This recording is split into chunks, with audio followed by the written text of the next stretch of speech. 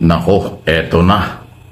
Kaya pala nagpapanik yung mga ibang followers at mga abogado ni Apollo Kibuloy habang nakakulong yung kanyang kliyente dyan sa Pasig Jail dahil sa kanyang kasong di mano'y pang-aabuso sa kababaihan kaya nakulong. Dahil ito pala yun. Kinumpirm po ng US Embassy Manila na ang request for extradition kay Apollo Kibuloy ay idinirekta sa Malacanang. Okay? Kaya po ito yung balita kasi ilang araw ng pinag-uusapan, sabi ng DFA, wala silang natanggap, sabi ng Department of Justice, wala silang natanggap. Ay itong Department of Foreign Affairs at Department of Justice, parehas ito na dadaan sa kanila ang proseso. Pero ano ang ginawa ng US government? Idinirekta sa Office of the President ang request. Kaya pala pag tinatanong ang DFA at si Secretary Remulla ng DOJ, no comment. Matindi ito.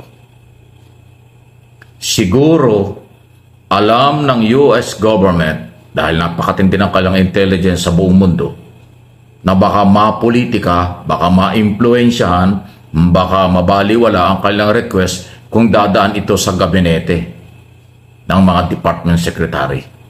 Kaya mas minabuti nila idaan at idirekta sa Office of the President. In other words, nasa Office ng Pangulo ang request ng Amerika. At sa tingin ko, kaya ganon ang halos pagmamakaawa na ng kampo ni Kibuloy kay Pangulong Marcos na ipatupad daw ang batas. Yan ha. Dati pag pinatutupad ng gobyerno ang batas laban sa kanila ay mali daw ang implementation ng batas. Mali daw yung paghuli. Mali. Lahat ay mali. Pag pinapatupad ng Malacanang batas laban sa kanila, lahat mali. Ngayon, ang kailang panawagan, kabaliktaran na. Ipatupad nyo ang batas. Kasi alam nyo bakit? Kaya ganyan ang panawagan ng mga abogado ni Kibuloy. Kasi dun sa treaty, mayroong pang proseso. DOJ, Department of Foreign Affairs, papunta pa yan sa korte. Magkakaroon pa ng hearing. Tatalakayin pa yan sa korte. Pero, kung isusurkat ng Pilipinas, pwedeng gawin ng Office of the President forthwith. Kaagad-agad ipatupad ang request ng Amerika. At dadalhin si Kibuloy sa Amerika. Dahil sa iba't ibang kasong kanyang kinakaharap doon na pinalabas kamakailan ng SMNI at ng kanilang mga vloggers na dismiss na, malaya na, malinis na ang pangalan ni Kibuloy, lahat yun fake news.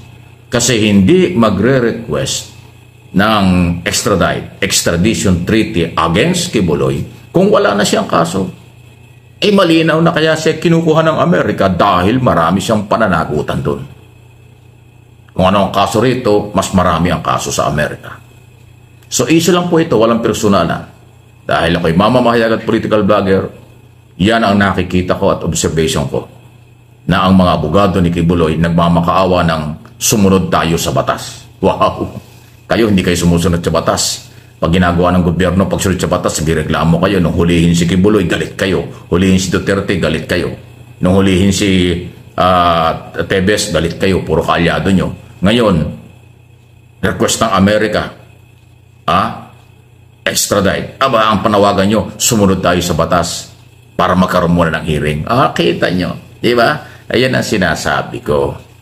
O ngayon, yung mga followers nila at mga vloggers nila at mga tagapagtanggol nila na noong nakaraang taon grabe ang pambabastos kay Pangulong Marcos. Grabe ang masakit na sinabi nyo kay Pangulong Marcos. Marcos resign, Marcos resign, sabi ng Kingdom of Jesus Christ. Mag-people power daw sila para mapapagsak si Marcos. Hindi raw sila titigil hanggat hindi napapabagsak si Marcos. Marcos bangag, Marcos bangag, Marcos corrupt. Yan ang inyong akusasyon Marcos resign. O ngayon, paano ngayon? Paano yan? Sobra ang batikos nyo kay Pangulong Marcos. Ngayon, ganito na ang problema nyo, may kailangan na kayo kay Marcos. So, sa mga kampo ni Kibuloy, mag-rally kayo. Punta kayo dun sa sa Liwasang Bonifacio, mag-rally ulit kayo dun. Tapos isigaw nyo Marcos bangag, Marcos resign, Marcos adik. Isigaw nyo dun, mag-rally kayo. 'Di ba mga maisog kayo? Ba't hindi nyo ginagawa ngayon yan? Ngayon nyo kailangan na gawin yan. Ngayon nyo kailangan na batikusin si PBBM. Pero hindi nyo magawa, di ba? Alam na kung bakit, kasi nanganganib na si Kibuloy kay madala talaga doon sa Amerika. Dahil nga po merong rules sa sa extradition treaty ng Pilipinas at Amerika, Article 11 nga yata 'yon, na pwede pong kung may kaso man dito sa Pilipinas ang isang akusado sa Amerika, ay pwede po nilang hiramin, pwede pong dalhin pansamantala doon at sabay na litisin ang mga kaso. Pero kapag kailangan ng Pilipinas na may hearing kunwari si Kibuloy sa sa Pasig, ibabalik ulit siya dito. So magpapabalik-balik si Kibuloy, Amerika to Pilipinas. Aba, di ba? Kita nyo yun, all expense paid. Ako napakaraming kakilala, kahit ako nga gusto ko makarating ng Amerika. Biruin nyo si Kibuloy, makakarating ng Amerika, all expense paid. Di ba? Libre lahat. Ang swerte ni Kibuloy, biruin mo, pupunta kang Amerika, wala kang gagastusin. Yun nga lang, nakaposa sa paa at kamay. Akala ko ba mga malalakas sa mga mga kampo ni Kibuloy? Mga DDS, sabihin nyo kay Sara, tulungan naman si Kibuloy. Di ba walang magawa ngayon? Alam nyo kung bakit hindi rin uunahin ni Sara si Kibuloy? Tatay nga niya, hindi niya mapalaya Di ba? Kaya po talagang ang laki ng problema ni Kibuloy ngayon. Yung mga tao na inaasahan niya na makakatulong sa kanya, tumatanaw ng utang na loob sa kanya, like Robin Padilla, Amy Marcos, Bato, Bongo, hindi po siya kayang tulungan ngayon. Walang ibang makakatulong kay Kibuloy kung hindi ang ating Pangulong Bongbong Marcos. Kaya nga dun sa isa kong vlog na kay PBBM ang huling halakhak. Na kay PBBM talaga. Yan kasi, banat kayo ng banat, Marcos bangag kayo ng Marcos bangag. Eto na yung karma nyo. Eto na yung magiging kumbaga realization nyo sa inyong mga pinaggagawa. Eto na yung marirealize ninyo na maling-mali pala yung ginawa nyo in the past, na binatikos nyo ng binatikos si PBBM. Kung ano-ano sinasabi nyo about PBBM, yun pala kakailanganin nyo siya. Diba? Ang sakit nun. Biruin mo. Ang sakit nun. Yung binanatan mo ng binanatan yung tao pa, tapos bigla kang parang binuhusan ng tubig na malamig na maraming yelo. Na walang iba palang makakapagsalba kay Kibuloy ngayon kung hindi yung presidente na binabanatan ninyo. Sinasabihan nyo ng bangag, sinasabihan nyo ng korap, sinasabihan nyo ng magnanakaw. Pero hanggang ngayon, hindi nyo mapabagsak, hindi nyo mapababa sa pwesto. Ilang piraso lang naman kasi ang DDS. Di lalo pa yung KOJC, kakarampot lang. Diba? Magaling lang talagang mamalimos ang mga kampo ni Kibuloy doon sa iba't ibang bansa, kaya nakapagpatayo ng malaking stadium. Pero kung ang aasahan lang niya ay ang kanyang mga alipores o yung kanyang mga member sa KOJC, wala. Hindi po kakayaning magpatayo ng ganyan. Saka isa pa nga, sabi ni Ma'am Arlene Stone ba 'yon?